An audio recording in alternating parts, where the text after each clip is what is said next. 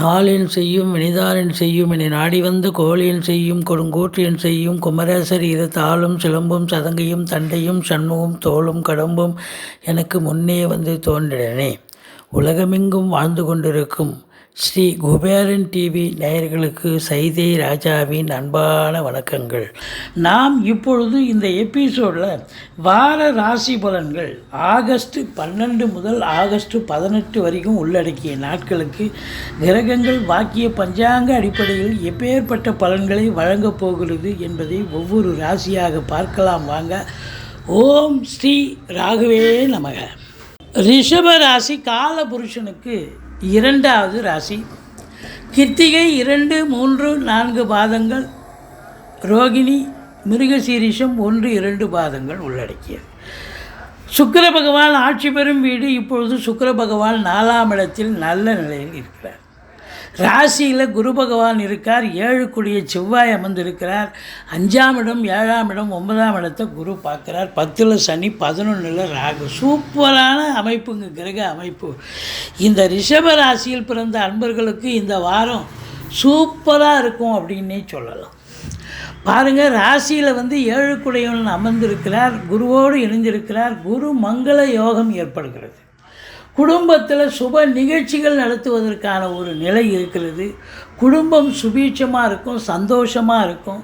கௌரவம், புகழ், அந்தஸ்து, செல்வம், செல்வாக்கு, தன்னம்பிக்கை ஏற்படக்கூடிய ஒரு அற்புதமான காலம். இந்த குரு பகவான் பார்வை அப்படின்னும் பொழுது உங்களுக்கு குரு 11ஆம் இடத்து அதிபதி. இந்த ராசிக்கு குரு 8 கூடையவராக இருந்தாலும் பார்வை பலம் மிக சிறப்பாக இருக்கும். அப்போ பார்த்தீங்கன்னு சொன்னால் குரு 5ஆம் இடத்தை பார்க்க போகிறார். பூர்வீகத்தில் இருந்து வந்த பிரச்சனைகள் அகன்று சகஜ நிலைக்கு, சந்தோஷ நிலைக்கு மாறக்கூடிய நிலை. கேது வேற அங்கே உட்காண்டிருக்கார். குரு கேது காம்பினேஷன் கோடீஸ்வர யோகத்தை தரக்கூடிய நிலை. ஒரு சிலருக்கு ஸ்பிரிச்சுவல் இன்ட்ரெஸ்ட் அதிகமாக இருக்கும். குழந்தை பாக்கியம் இல்லாதவர்களுக்கு வித் ஹெல்ப் ஆஃப் மெடிசன், மருத்துவத்தின் உதவியோடு குழந்தை பாக்கியத்திற்காக நாங்கள் காத்து கொண்டிருக்கிறோம் என்று சொல்லக்கூடிய அன்பர்களுக்கு நல்ல ரிசல்ட், நல்ல தகவல் வரக்கூடிய தருணம். பூர்வீகம் பிரித்து கொள்ளலாம். சந்தோஷமாக இருக்க போகிறீங்க. இந்த காலகட்டம் உங்களுக்கு அற்புதமாக இருக்கும். சீட்டாட்டம், race, lottery, speculation, online business, hotel business, share market இனங்களில் ஈடுபாடு காட்டுபவர்கள் அத்துணை பேர்களுக்கும் இந்த வாரம் ரொம்ப ரொம்ப அற்புதமான ஒரு வாரமாக இது அமையப்போகிறது. 2ஆம் இடத்து அதிபதி புத பகவான் 3ஆம் இடத்தில் முயற்சி ஸ்தானத்தில் இருக்கிறார்.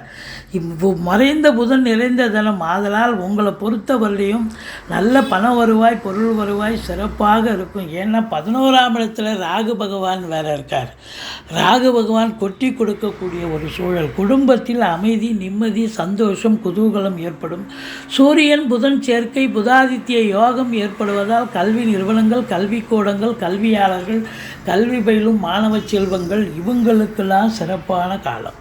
மற்றபடி உங்களை பொறுத்தவரையிலையும் பார்த்தீங்கன்னா இந்த 4ஆம் இடத்தில் சுக்கிரன் இருப்பது வீடு கட்ட, வீடு ஆல்ட்ரேஷன் பண்ண, வீடு பெயிண்ட் பண்ண, இன்டீரியர் டெக்கரேஷன் பண்ண, மாடுலர் கிச்சன் வைக்க, இப்படி வீட்டையோ உங்கள் ஷோரூம் கடையோ அலங்காரப்படுத்தக்கூடிய ஒரு நிலை நிச்சயமாக இருக்கிறது. ஒரு சிலர் கார் வாங்கக்கூடிய விருப்பத்தில் இருக்கக்கூடியவர்களுக்கு விருப்பம் நிறைவேறும் தருணம் இது அப்படின்னு சொல்லலாம். இருந்த போதிலும் உங்களுக்கு சனி பார்வையில் இருக்கிறார். வார கடைசி 2 நாள் சூரியன் அங்கே ஆட்சி பெறுகிறார்.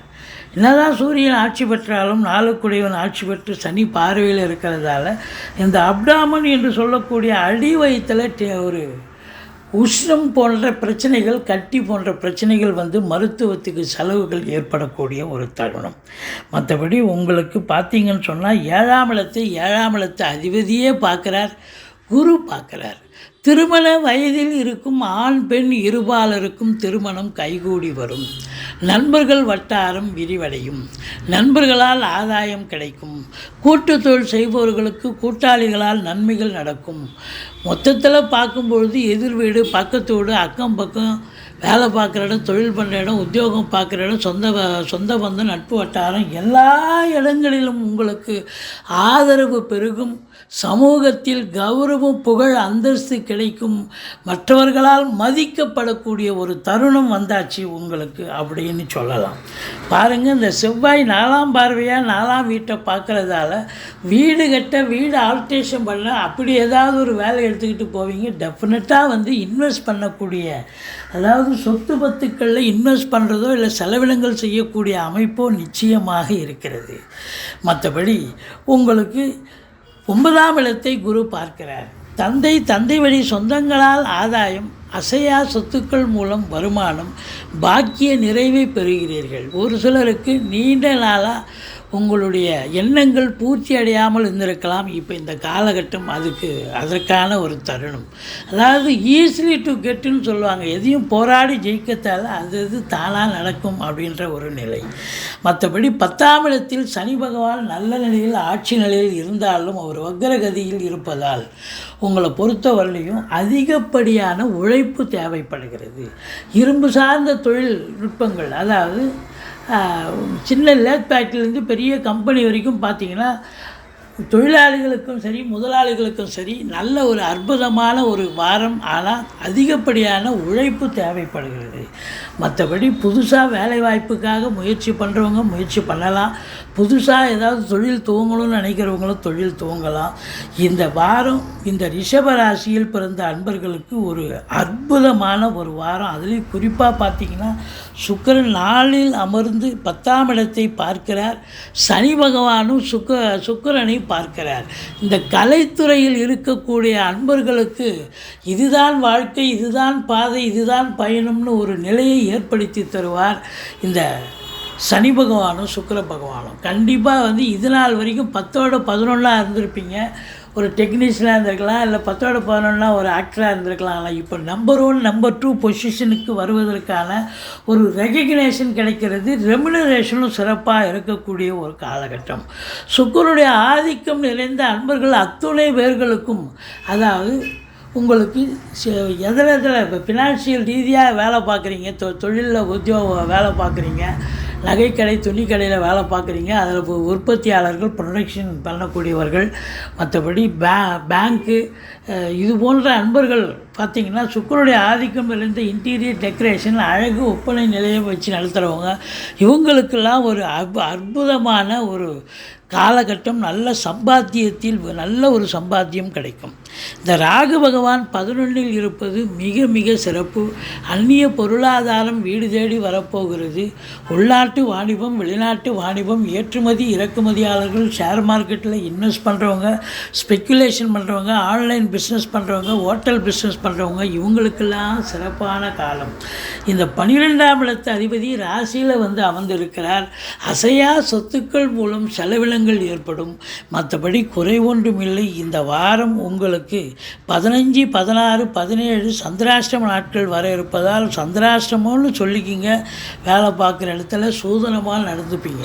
மற்றபடி குறை ஒன்றும் இல்லை. இந்த ரிஷப ராசியில் பிறந்த அன்பர்களுக்கு இந்த வாரம் ஒரு சூப்பரான ஒரு வாரம், ஒரு பொற்காலம் என்றே சொல்லலாம்.